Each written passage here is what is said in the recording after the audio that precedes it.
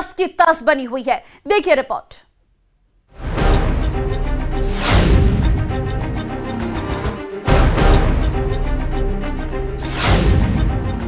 कैसे मिले जाम से निजात? आए दिन बढ़ती जा रही परेशानी, लोगों का पैदल चलना हुआ मुहाल, अतिक्रमण बना जाम का कारण, रोड में खाज बनते हैं ई रिक्शा, प्रशासन करता है कार्रवाई फिर भी जाम। भरतपुर शहर में आए दिन हो रही जाम की समस्या से लोग परेशान हैं, लेकिन इस समस्या का अभी तक कोई स्थायी समाधान नहीं हो पा रहा है। यातायात और नगर निगम के अधिकारियों द्वारा कई बार कार्रवाई भी की जाती है। एक दिन तो स्थिति सुधरी नजर आती है, लेकिन फिर वही ठाक के 3 बार। कारण, सड़कों पर व्यापारियों द्वारा दोबारा से अतिक्रमण कर लिया जाता है। इसके साथ ही गोड़ में खाज का काम करता है। शहर में बेतरतीब तरीके से चलते ई रिक्शा चालक मन मर्जी से कहीं पर भी ई रिक्शा को खड़ा कर देते हैं, जिसमें जाम की समस्या और बढ़ जाती है। शहर के बीचों बीच मोरी चार बाग में स्थित महिला अस्पताल को जाने वाले लोगों को भी इस जाम का सामना करना पड़ता है। देखिए, जाम की समस्या सर्वप्रथम तो ये टर्रियाँ जो चल रही हैं, ई रिक्शा, हाँ ई रिक्शा जो चल रहे हैं, टर्री जिनको बोलते हैं, वो बेतरतीब तरीके से चलाते हैं, उसकी वजह से ज़्यादा जाम लगता है। तो रेहड़ियाँ हैं, ढकेल हैं और दुकानदारों की बोर्ड वगैरह लगे हुए हैं। दुकानदार अपनी दुकानों में सामान नहीं रखते हैं। प्रशासन को इस पर संज्ञान लेना चाहिए। सबसे पहले भरतपुर शहर में से ई रिक्शा संचालकों को बंद करना चाहिए और चौपहिया वाहनों को बंद करने की व्यवस्था एकदम चालू करनी चाहिए। व्यापारी को एक निर्धारित नगर निगम द्वारा एक निर्धारित सीमा लगा लेनी चाहिए, जिससे कि वहाँ उससे आगे बढ़ते हैं तो उनके ऊपर जुर्माना अधिरोपित करना चाहिए। जाम की समस्या को कम करने के लिए कई बार अधिकारियों ने व्यापारियों से समझाइश भी की, लेकिन व्यापारियों द्वारा अभी तक अपनी दुकानों के सामने से अतिक्रमण नहीं हटाया गया है। पुलिस अधिकारियों का कहना है कि नगर निगम के साथ मिलकर के अभियान चलाया जाएगा और अतिक्रमण करने वालों पर कार्रवाई की जाएगी। बढ़ रहे हैं और जो इंफ्रास्ट्रक्चर जो पहले से बना हुआ है वो पहले के हिसाब से, और साधन हर आदमी के पास साधन है, साधन बढ़ रहे हैं। एक कारण तो मुख्य कारण तो ये है। इसके अलावा कुछ अवैध रूप से ठेले वाले, दुकान वाले अपने दुकान के आगे कुछ सामान रख लेते हैं, ठेले वाले गलत जगह पे ठेला लगा लेते हैं। इस चक्कर में ट्रैफिक कई बार उसमें जाम की स्थिति आ जाती है। बाकी ट्रैफिक व्यवस्था के साथ सुचारू चलाने के लिए हमने ट्रैफिक के कर्मी तो हर जगह लगाई रखे हैं, और इसके साथ साथ इस संबंध में जो इंसदादी कार्रवाई के रूप में हम 60 पुलिस एक्ट की कार्रवाई करते हैं निरंतर रूप से, जिसमें जो ठेले वाले हैं और जो दुकान वाले आगे होते हैं उनको नोटिस देते हैं और उसके खिलाफ कार्रवाई करते हैं विधिवत। लोगों को उम्मीद है कि सूबे के सीएम का गृह क्षेत्र होने के कारण जल्द ही स्थिति में बदलाव होगा। अतिक्रमण कर रखा है, उसके कारण लगातार जो जाम है वो बना रहता है। बिजली घर से कुमेर गेट तक जो मेन मार्केट है उसमें सबसे ज्यादा जो जाम की जो समस्या है वो देखने को मिलती है। जो ई रिक्शा है उनको बैन भी किया गया था, लेकिन ई रिक्शा चालकों ने प्रदर्शन करने के बाद दोबारा से ई रिक्शा शुरू करवाए और उसके बाद फिर से जो जाम के हालात हैं वो भरतपुर शहर में देखने को मिल रहे हैं। कैमरा पर्सन मनीष के साथ दीपक पुरी, न्यूज 18 भरतपुर। सैलानियों से गुलजार रहने वाले माउंट आबू पर परिवहन विभाग भी उदासीनता जारी पड़ रही है और वहीं कभी यहां से रोडवेज की बसों का काफिला चला करता था, लेकिन आज केवल 2 बसों के भरोसे ही पूरे माउंट आबू की जनता है। कहीं आने जाने के लिए उन्हें निजी वाहनों का सहारा लेना पड़ता है, जो कि उनकी जेब पर भी भारी पड़ रहा है। देखिए रिपोर्ट। हमको टैक्सी से आना पड़ता है और 100 रुपए देके आना पड़ता है। जो कि बसें हैं वापस से प्रशासन को शुरू करवानी चाहिए, क्योंकि यहाँ पे पूरे देश से टूरिस्ट आते हैं, पर्यटक आते हैं घूमने, तो उनको भी असुविधा होती है। सुना आपने, ये तकलीफ है माउंट आबू के लोगों की। कभी यहाँ से वॉल्वो समेत 25 से 30 रोडवेज की बसें प्रदेश के अन्य जिलों के साथ ही दूसरे प्रदेशों के लिए चलती थी और आज इनकी संख्या सिमट करके महज 3 रह गई है, जिसका फायदा निजी बस चालक और टैक्सी चालक उठा रहे हैं। पहले के टाइम पे बहुत ज्यादा बसें चलती थी, अभी गिनी चुनी 3 बसें चलती है और हमने उच्च अधिकारी को सबको यानी अवगत कराया, लेकिन कोई आज तक परिणाम नहीं निकला है। तो हमको टैक्सी से आना पड़ता है और 100 रुपए देके आना पड़ता है। काफी टाइम से बहुत सालों से ये बसेस बंद हो चुकी है और इससे न सिर्फ लोकल्स को क्योंकि यहाँ पे पूरे देश से टूरिस्ट आते हैं, पर्यटक आते हैं घूमने, तो उनको भी असुविधा होती है। टूरिस्ट को, पर्यटकों को बहुत परेशानी होती है, आम जनता को भी बहुत परेशानी हो रही है। और जो कि बसें हैं वापस से प्रशासन को शुरू करवानी चाहिए, ताकि पर्यटकों को और टूरिस्ट को और यहाँ के लोकल जनता को राहत मिले। कहने को तो माउंट आबू में 2 बस स्टैंड है, लेकिन बसें न चलने से और रखरखाव के अभाव में आज इनकी स्थिति खराब होती जा रही है। अचलगढ़ में बना हुआ बस स्टैंड पूरी तरीके से जर्जर हो चुका है। बस स्टैंड का रेनोवेशन कराने की जगह इसकी जमीन को ही औने पौने किराए पर उठा दिया गया है। अब यहाँ आने वाले सैलानियों को निजी वाहनों से यातायात में मोटी रकम चुकानी पड़ रही है। माउंट आबू की समस्या को लेकर के न्यूज 18 ने संबंधित अधिकारी से बातचीत की है, तो उन्होंने वही रटा रटाया जवाब दिया कि जल्द ही स्थिति सुधरेगी। वर्तमान में क्रू और वाहनों की कमी के कारण कुछ शेड्यूल माउंट आबू से जो पूर्व में ऑपरेट होते थे वो भी बंद किए हुए, लेकिन अभी राज्य सरकार की भी योजना है और मुख्यालय स्तर से भी हमारे पास में 10 नई बसें आने का ऑर्डर हो चुके हैं, वो इसी माह में प्राप्त हो जाएगी। तो माउंट आबू के जो शेड्यूल बंद है उनको शीघ्र चालू कराने का प्रयास किया जाएगा, ताकि यात्रियों को, पर्यटकों को सुविधा मिल सके। माउंट आबू पर्यटन नगरी के साथ साथ धार्मिक स्थल भी होने के कारण सैलानियों की प्रमुख पसंद है, लेकिन यहाँ की बदहाल परिवहन व्यवस्था का असर अब सैलानियों की आमद पर दिखने लगा है। पिछले 2 साल के दौरान जहाँ देशी पर्यटकों की आमद में गिरावट रही, वहीं विदेशी सैलानियों ने लगभग पूरी तरीके से इस तरफ से मुंह मोड़ लिया है। वक्त रहते अगर स्थिति में सुधार नहीं हुआ तो वो दिन दूर नहीं जब विदेशी सैलानियों की तरह देशी सैलानी भी यहाँ आना बंद कर देंगे।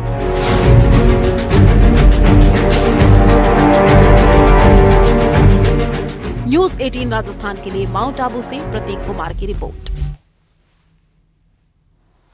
सरकारी कार्यालयों और सरकारी अस्पतालों में कर्मचारियों की लेट लतीफी का ढर्रा सुधारने के लिए सरकार हर संभव प्रयास कर रही है, लेकिन डीडवाना जिले में हालात जस के तस बने हुए हैं। डीडवाना के राजकीय बांगड़ अस्पताल में सरकारी नर्सिंग स्टाफ दिन भर ड्यूटी से नदारत रहता है। वहीं कई कर्मचारी हाजिरी लगाने के बाद गायब हो जाते हैं और उनकी जगह वार्ड में नर्सिंग स्टाफ ड्यूटी करते हुए नजर आते हैं। देखिए,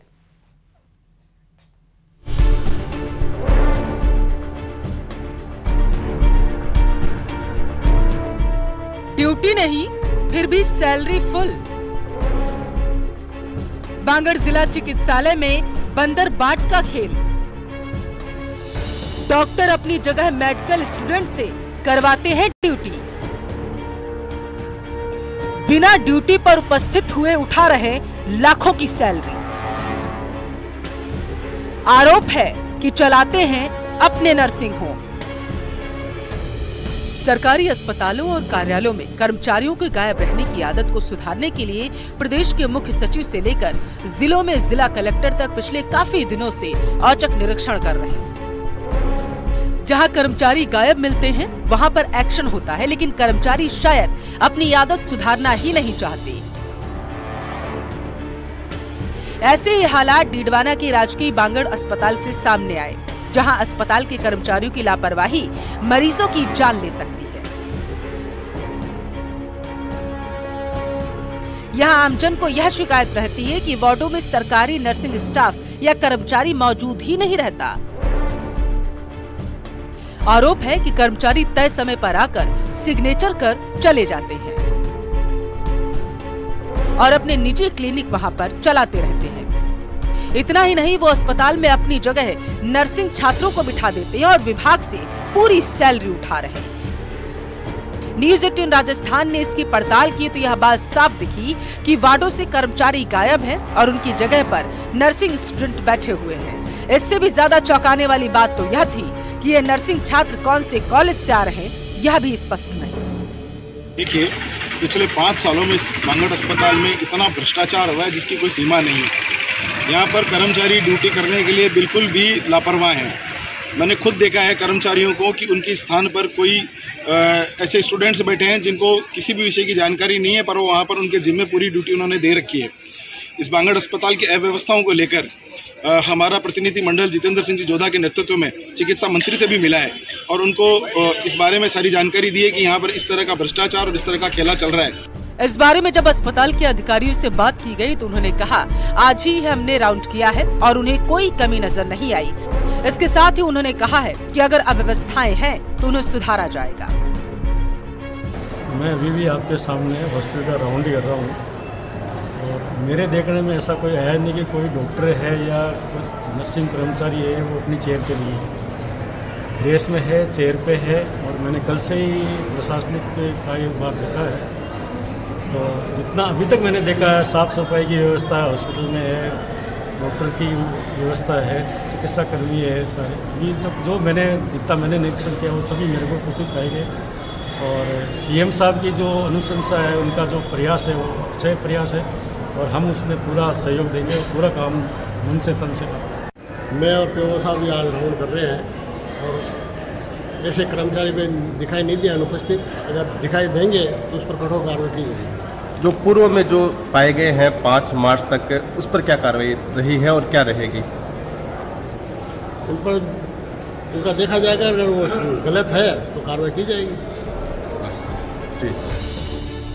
स्वास्थ्य सेवाओं में सुधार करने के लिए खुद मुख्यमंत्री काफी संजीदा हैं। इसका अंदाजा इस बात से लगाया जा सकता है कि प्रदेश में सत्ता संभालने के बाद उन्होंने एसएमएस अस्पताल का औचक निरीक्षण कर व्यवस्था सुधारने का निर्देश दिया था। कि प्रदेश में मुख्य सचिव से लेकर जिलों में जिला कलेक्टर प्रयास कर रहे हैं, लेकिन सरकारी अस्पतालों के हालात अभी नहीं सुधर रहे। प्रदेश के चिकित्सा मंत्री भी ये कह चुके हैं कि राजकीय अस्पतालों में अगर कर्मचारी मौजूद नहीं रहे तो उन पर एक्शन लिया जाएगा। इन सारे निर्देशों के बावजूद, हिदायतों के बावजूद तीनवाड़ा के बांगड़ अस्पताल में नजारा कुछ अलग है। वार्डों में नर्सिंग कर्मचारियों की जगह नर्सिंग स्टूडेंट ड्यूटी दे रहे। उम्मीद यही की जानी चाहिए कि जल्द ही ये डर्रा सुधर जाएगा, अन्यथा किसी दिन मरीजों के लिए बड़ी परेशानी हो सकती है। महेंद्र बिश्नोई, न्यूज़ 18, नागौर।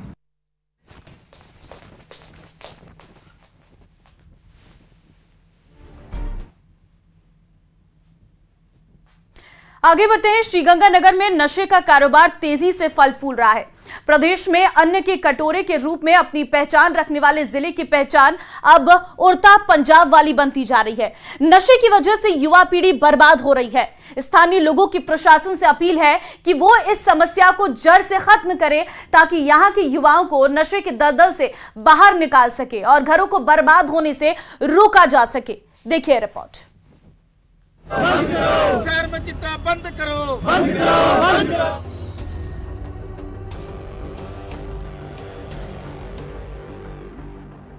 राजस्थान का सीमावर्ती जिला श्रीगंगानगर कृषि प्रधान जिला है और प्रदेश में अन्न के कटोरे के रूप में अपनी पहचान रखता है। लेकिन पिछले कुछ सालों से युवाओं में बढ़ रही नशे की प्रवृत्ति और अंतर्राज्यीय सीमा पर बढ़ रही मादक पदार्थों की बढ़ती तस्करी के कारण अब श्रीगंगानगर जिला राजस्थान में उड़ता पंजाब के रूप में देखा जाने लगा है। नशे का कारोबार यहाँ जोरों पर है। अफीम, हेरोइन, गांजा, डोडा चूरा के अलावा नशीली दवाइयाँ भी नशे के लिए उपयोग में ली जाती हैं। आसानी से और कम कीमत पर उपलब्ध होने की वजह से नशीली टेबलेट्स और कफ सिरप नशेड़ियों की पहली पसंद बना हुआ है। नशे की दलदल में फंस करके युवा वर्ग मौत के मुंह में पहुंच रहा है। इसका असर समाज पर भी पड़ रहा है। नशे के कारण घरेलू हिंसा के मामले बढ़ रहे हैं। स्थानीय लोग लगातार प्रशासन से इस समस्या को जड़ से खत्म करने की मांग कर रहे हैं। मेहरबानी करो, हमारे गांव में सुधार करो, भाई नशा नहीं होना चाहिए। ये आप प्रशासन सब आए तेल मार के आए, हमारे गांव का सुधार करो तो आओ, जो नहीं करना तो आने छोड़ दो। ਇਹ ਵੀ ਜ਼ਿਲ੍ਹੇ ਆ ਨਾ, ਉਹਨਾਂ ਦੇ ਵਿੱਚ ਇਹ ਪਿੰਡ ਮਸ਼ਹੂਰ ਹੋ ਗਿਆ ਨਸ਼ੇ ਦੇ ਵਿੱਚ, ਬਹੁਤ ਜ਼ਿਆਦਾ ਨਸ਼ਾ ਵਿਕਦਾ। ਬਾਹਰੋਂ ਆ ਕੇ ਲੋਕੀ ਸਾਨੂੰ ਪੁੱਛਣਗੇ ਬਈ ਨਸ਼ਾ ਕਿੱਥੋਂ ਮਿਲਦਾ, ਠੀਕ ਆ। ਨਿੱਕੇ ਨਿੱਕੇ ਜਵਾਨ, ਨਿੱਕੇ ਨਿੱਕੇ ਬੱਚੇ ਨਸ਼ਾ ਕਰੀ ਜਾਂਦੇ ਆ, ਠੀਕ ਆ। ਗਾਂ ਨੂੰ ਪੀੜ੍ਹੀ ਦਰ ਪੀੜ੍ਹੀ ਜਵਾਨੀ ਖਤਮ ਹੋ ਰਹੀ ਆ। जिले में बढ़ते नशे के कारोबार पर लगाम लगाने के लिए प्रशासन लगातार कार्रवाई कर रहा है। युवा पीढ़ी को नशे से दूर रखने और नशे के काले कारोबार पर शिकंजा करने के लिए नशे के गढ़ के रूप में बदनाम गांव कालिया से ऑपरेशन सीमा संकल्प अभियान की शुरुआत की गई है। इस अभियान के तहत पुलिस और प्रशासन गाँव-गाँव, ढाणी-ढाणी जाकर के आमजन को, खास तौर से युवा पीढ़ी को नशे के दुष्प्रभावों के बारे में जानकारी दे रहा है। पुलिस प्रशासन सीमा पार पाकिस्तान से होने वाली हेरोइन तस्करी पर सख्त कानूनी कार्रवाई करने के साथ ही राजस्थान और पंजाब के तमाम तस्करों को सलाखों के पीछे पहुंचाए जाने का दावा भी कर रहा है। का जो प्रकोप है उसको कम करने के लिए, उसके खिलाफ कार्रवाई करने के लिए, लोगों में जन जागरूकता क्रिएट करने के लिए ऑपरेशन सीमा संकल्प आज से शुरू किया जा रहा है। एक नाटक का मंचन जिसमें किया जाता है, जिसके तहत लोगों का अवेयरनेस क्रिएट की जाती है। बट इसको नेक्स्ट स्टेज पे ले जाने के लिए, ताकि केवल एक दिन के लिए ये कार्यक्रम न सीमित रहे, इसको आगे भी ले जाया जाए और जो बाकी डिपार्टमेंट से उनके सहयोग से आगे कार्रवाई की जाए। तो सॉफ्ट टारगेट यानी युवा पीढ़ी को भी नशे से दूर रहने की समझाइश में जुटा हुआ है। ऐसे में जरूरत है आप और हम मिलकर नशे के खिलाफ चल रही इस जंग में प्रशासन का सहयोग करें, ताकि फिर नशे की लत की वजह से किसी घर के चिराग को बुझने से रोका जा सके। अशोक शर्मा, न्यूज़ 18 श्री गंगानगर। राजस्थान पर्यटन के लिहाज से हर किसी की पहली पसंद बनता जा रहा है। डेस्टिनेशन वेडिंग में भी राजस्थान का डंका बज रहा है। ऐसे में होटल व्यवसाय से जुड़े लोगों का कहना है कि भारी तादाद में पहुंच रहे सैलानियों को सुविधाएं मुहैया कराने में उन्हें सरकार से सहयोग की दरकार है।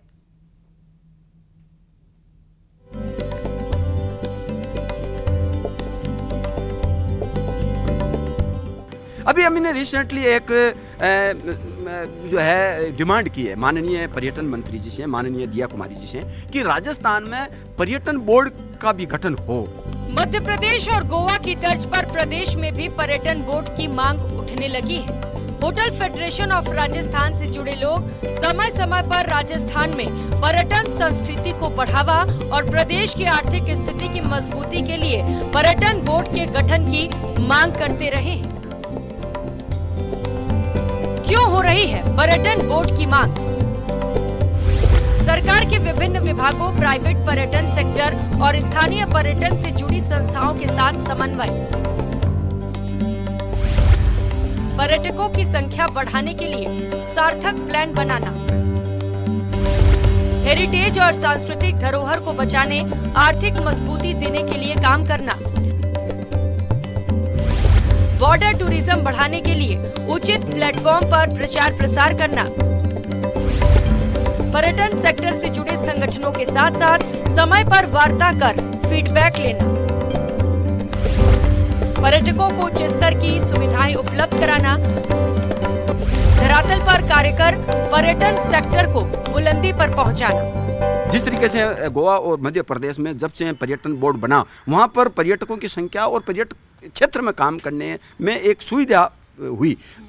सुविधा ये होती है कि सरकारी तंत्र और जो प्राइवेट सेक्टर है, जो पर्यटन सेक्टर से जुड़े हुए, उनके बीच में समन्वय बनाना, पर्यटक स्थलों के विकास के लिए काम करना और समय समय पर सरकार को पर्यटन किस तरीके से बढ़ाया जाए, पर्यटकों की संख्या किस तरीके बढ़े और पर्यटकों की सुविधा किस तरीके से बढ़े, ये एडवाइस किया जाए।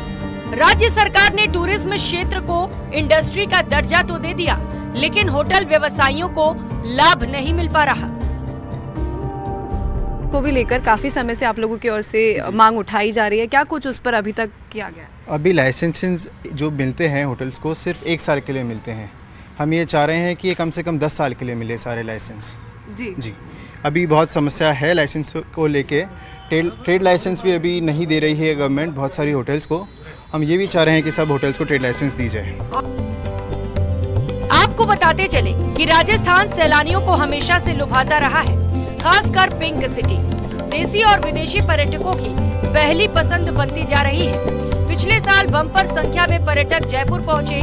पर्यटन सीजन में हर साल लाखों देशी और विदेशी सैलानी राजस्थान घूमने के लिए आते हैं। इसीलिए हेरिटेज और सांस्कृतिक धरोहर को बचाने और प्रदेश की आर्थिक मजबूती के लिए पर्यटन व्यवसाय से जुड़े लोगों की अपेक्षाओं को पूरा करना मौजूदा समय की सबसे बड़ी जरूरत है। उम्मीद की जानी चाहिए कि सरकार प्रदेश में टूरिज्म को बढ़ावा देने के क्षेत्र में नए नवाचार करेगी, जिससे आने वाले समय में राजस्थान की अर्थव्यवस्था मजबूत बनेगी, साथ ही रोजगार के भी अवसर प्राप्त होंगे।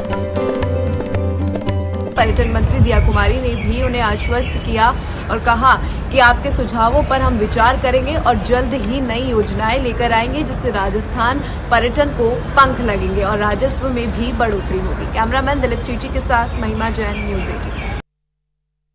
और चलिए इस बुलेटिन में फिलहाल के लिए बस इतना ही। बाकी अन्य खबरों के लिए आप बने रहिए हमारे साथ। नमस्कार।